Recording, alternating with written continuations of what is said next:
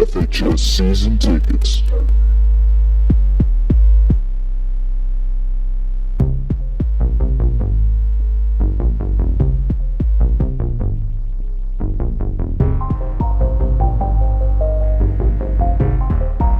Welcome into another episode of FHS Season Tickets. I'm Michael. And I'm Nick. And today it's just going to be me and Nick, no Miles, for these couple videos. That's because we're doing a college football preview. We're going to start off with the Big Ten. Nick, do you think the Big Ten, before we start into it, do you think the Big Ten has surpassed the SEC and also with the ACC as the best conference in the country? Yeah, I think it has surpassed both. I don't know about the ACC, though, especially this year. Slept on Clemson. Obviously, you got Florida State, so not sure about the ACC. I still think the top, like Michigan State's going to be back probably this year just because they're a really good program, and then you got guys at the top.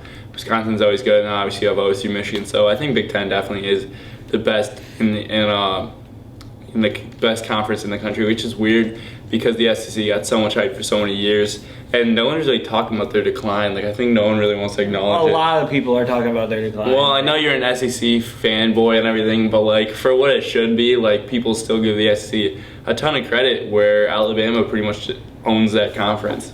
I would disagree. I would say a lot of people like sleep on the SEC. Like, even though like a lot of people have them as like the third best conference, like significantly, and maybe last year they were third best conference. I'd probably say last year. So I'm saying for how dominant last they were. year it was ACC. Probably think about it. For how dominant they were for second. 7 to 8 years, being in the national championship contention every year. Winning. The fact that they just dropped like a couple of years ago and they're still dropping.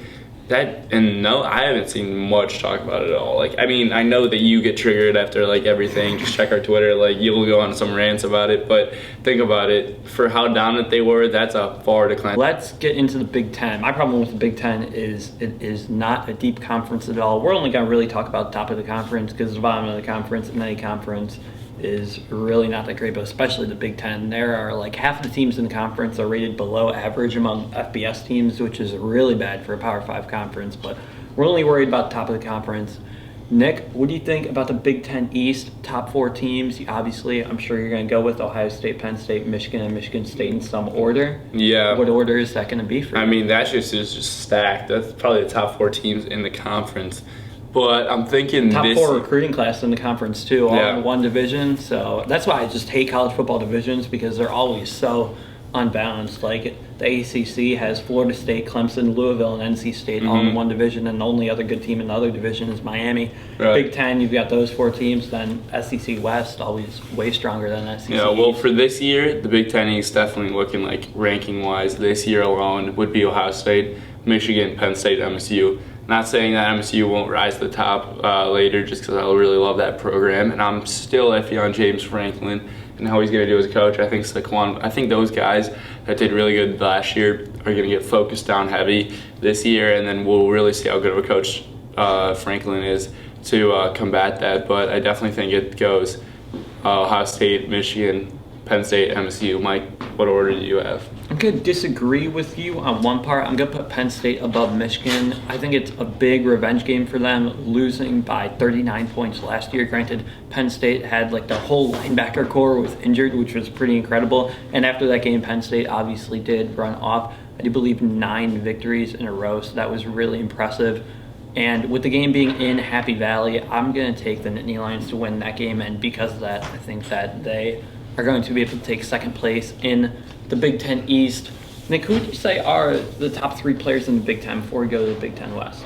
The top 3 players, in my opinion, I'm expecting Barrett to have a bounce back. That's why I'm going to put him in the top 3, but I don't think he's going to be number 1. I think that obviously goes with Saquon Barkley, and then you have a guy at quarterback with Barrett. I'm expecting a huge bounce back season for him.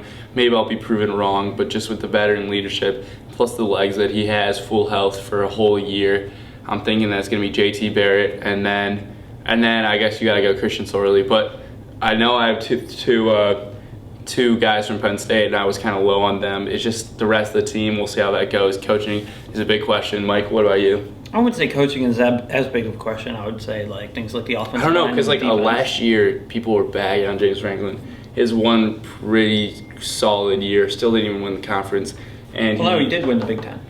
Oh, did they? Yeah. Well, he didn't get as far as Ohio State. I want Yeah, to because say. everyone had the problem because Ohio State Right. made the playoff without winning the conference, and they Mhm. got shut out 31-0, which really has nothing to do with Ohio State. No. Should have been in the playoff last year over Penn State. It was kind of a bad argument. Penn State had 2 losses, one to Pitt.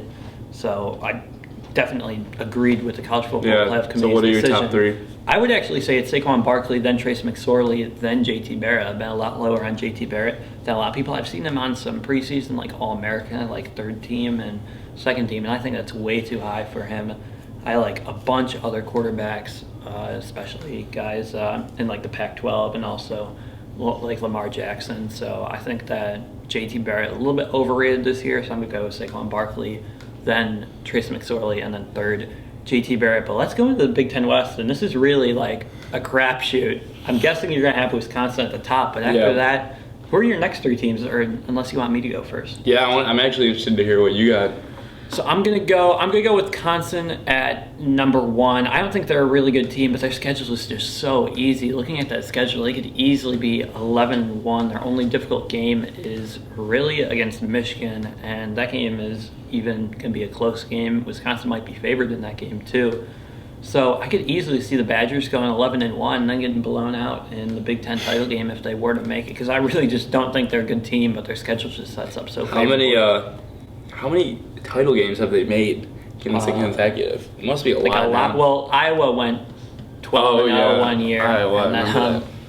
yeah, but 2nd place, I'm going to go with Minnesota. New coach PJ Fleck. He has another really favorable schedule. Pretty much every team in the Big Ten West does have favorable schedules just because the whole division in the Big Ten West just isn't that good. So if you're a top team, you're going to be playing teams like Purdue and Illinois, and I don't even know who the rest of the division is, but it's just not good at all.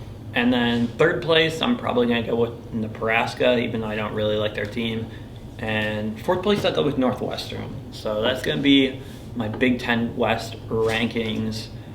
Just a really bad division, one of the worst Power 5 divisions in the country. So, Nick, I'm interested to see what you're going with. Are you going to include Iowa in there? Or Yeah, I'm thinking I'm going Wisconsin at the top for the same reasons that you do. We really don't have to go through that. Just probably like 5th or 6th best or 5th best team in the conference, but I'd they're put gonna them slightly ahead of Michigan State at this point. I mean, we'll the see. preseason like they're 11th in the preseason poll, so like and preseason Michigan poll does State- not matter. Yeah, it does. Preseason poll better at predicting bowl game winners than the last day people. Notre Dame was number 8 in preseason poll last year. So I'm gonna go Wisconsin. I'm gonna go Wisconsin at the top for us. I'm actually gonna flip Minnesota. Wait, well, who was your 3rd best team? I went with Nebraska, and then I had Northwestern Yeah, at 4. I don't know. It's just such a.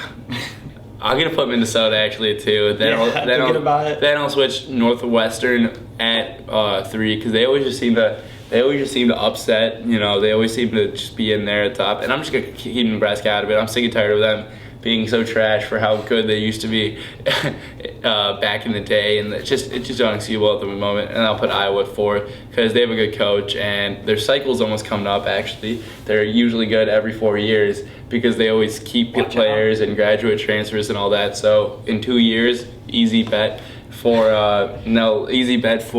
So Iowa's gonna go like a surprise. 11-1, and then they're gonna just get blown out in the Big Ten title game and mark the bowl game. mark my words. All right, Nick. I'll add Old Takes Exposed. Let him know what's going on. Any last things you have to talk about the Big Ten? No. We obviously discussed their coaches last year during FHSC. Yeah, that was a good Strength episode. of the conference. So everybody kind of knows where we stand about them. Any surprise team you have going into the season that you think people might be sleeping on? I think it's Northwestern's time again. I not like gonna be insane again, but they usually with Pat Fitzgerald, they usually come up with some great like sleeper games that they just end up coming through. So I think Northwestern's a pretty easy bet. MSU, like I already stated, I think it's gonna be a lot better. So that might be a surprise team for many. Yeah, a lot of people have them bouncing back from obviously going 3-9 last year. I'm going with Purdue. I think their coaching change, getting Jeff Brom from Western Kentucky, is going to be a major improvement for them. Even though it might not lead to that many wins on the field, they're probably going to win like 3 or 4 games. I think that overall the team's going to be a lot more competitive than recent seasons. So I think there's a lot of positives that can be taken from Purdue this season, even if in the win-loss record it might not look like they're making that many drastic improvements. So, Nick, anything before we wrap up the Big Ten preview? Nope. All right, that'll wrap it up for the Big Ten preview. Hope you guys enjoyed the video. If you did, make sure to leave a like and also subscribe. We'll be doing the previews for all of the other Power 5 conferences too.